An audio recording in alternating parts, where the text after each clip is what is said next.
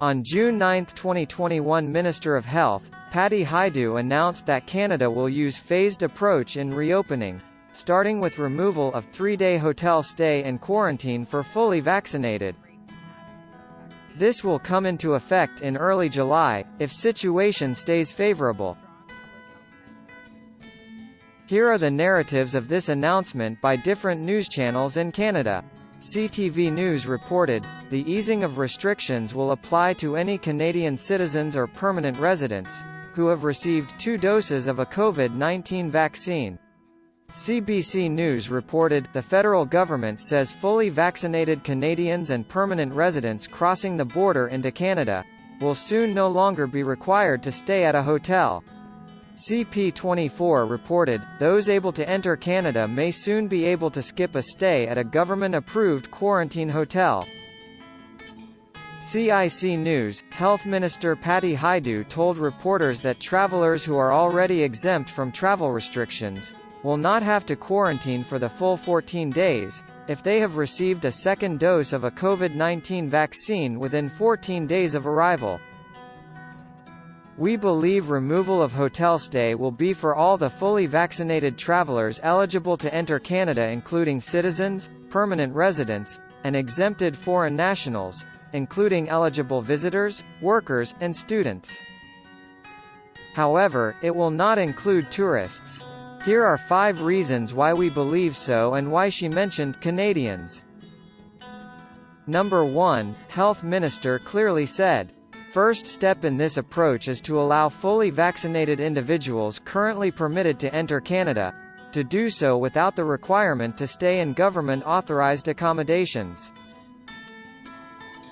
Number 2, she mentioned Canadians, because she addressed people of Canada for what to expect in coming weeks, because she is Health Minister of Canada and usually ministers address their nationals in their announcements and speeches. Also, this announcement was so aiming at encouraging Canadians to get vaccinated. Number 3, thinking logically, don't forget, they are easing the travel. So, travel is going to be easier as compared to now. People currently allowed to enter Canada are considered essential for the country, and if they are fully vaccinated, then this measure is for them as well. Number 4, also metrics as vaccination, not your status in Canada. If a citizen, or PR, or foreign national, is fully vaccinated, then there is no need to have different arrangements for them. Number 5, why not tourists then? Because tourists are non-essential travelers for Canadian government and they can act as carriers for COVID after contracting it from within Canada, spreading it from one province to another as carriers, even if they are fully vaccinated. On the other hand, all other categories will be arriving and staying in one region, which will be easy for government to track or contain if there is an outbreak.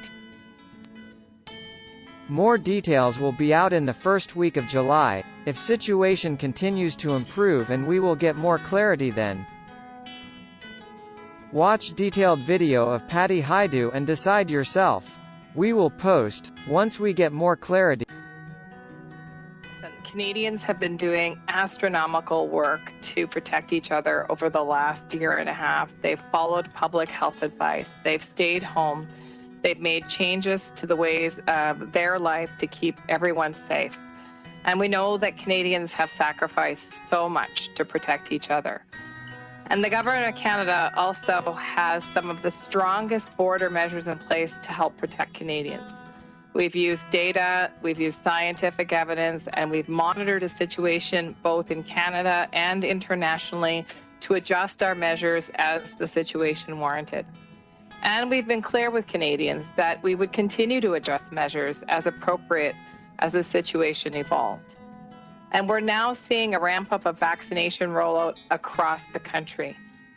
Nearly 70% of Canadians have received their first vaccine dose to date, and second doses are rising rapidly. And we know that these vaccination rates matter.